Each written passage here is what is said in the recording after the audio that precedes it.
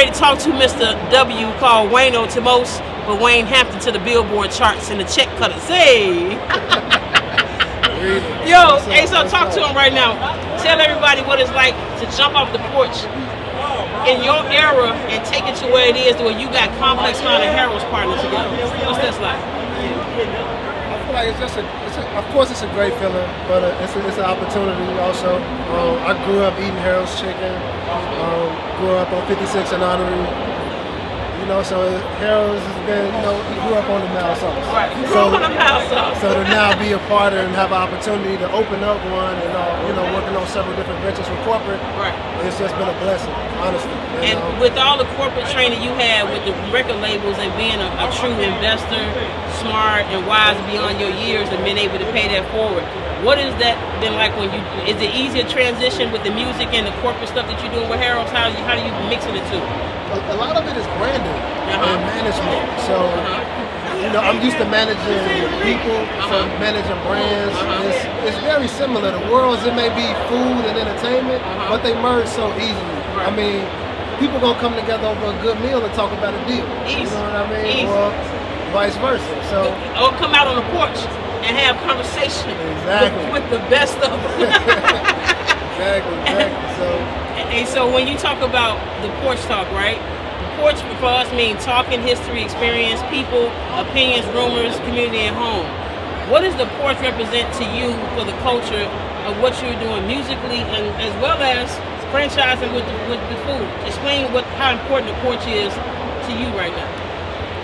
I mean, the porch just in general is important to the culture. Yes. I mean, if you from Chicago, 9 times out of 10 you grew up on the porch. Yes. You know what I mean? Jumping off the porch. So I think this entire concept and bringing it into the entertainment business, giving artists a media platform to kind of just display themselves and kind of talk about what they're doing is excellent. You know what I mean? So I really appreciate what you're doing for the culture. It's all day. That means a lot. Yeah. So should some people stay on the porch? I mean, some people not ready to jump. You know what I mean? But and it's okay. Tell them it's okay to stay on the porch. It's okay to stay on the porch. Please. Some of y'all stay on the porch.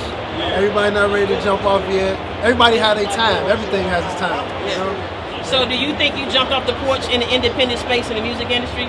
When you say that you went from learning it from the Def Jams and all that type of stuff, what made you jump into using technology and convergent entertainment this time around?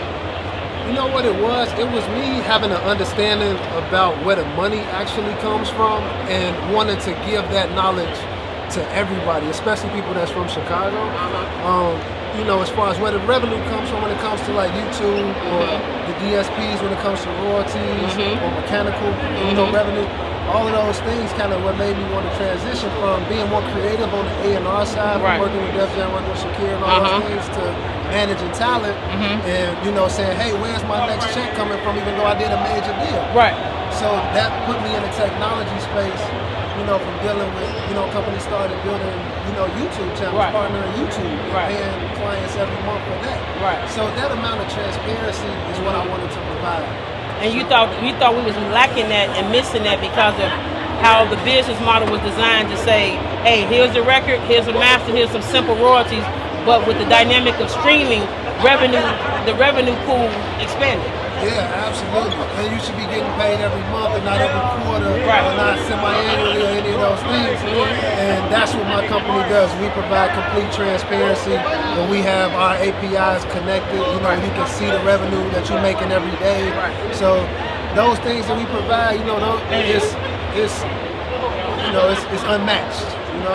I like how you say it's unmatched, because in order to say it's unmatched, that means you won a couple matches, and not at Wimbledon, but in this entertainment industry where they now call you for advice on how to transition artists and labels right now, from infrastructure standpoint. Yeah, so we recently, of course, last year we distributed #1 album on Tekashi 6ix9ine.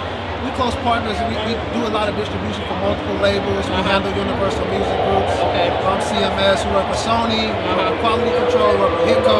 So we exposing not only just independent artists, but also major labels and also distribution companies on kind of how these things monetize, how these things work. So yeah, we had a great opportunity. We We probably worth over 100 million right now. What did you guys do? What do you think you're going to be over the next 5 years? Are you still constantly developing so that you can stay ahead of the curve, as you say? Because technology and entertainment has always been my thing to get the floor, to get the conversation of the artists, of the labels, because I was speaking something different, monetization. You know, and in that, I noticed that you nailed it, but I know it's more room to grow as far as being able to detect when and where the meter is moving and not just going off what somebody says because you paid them, you know? Yeah.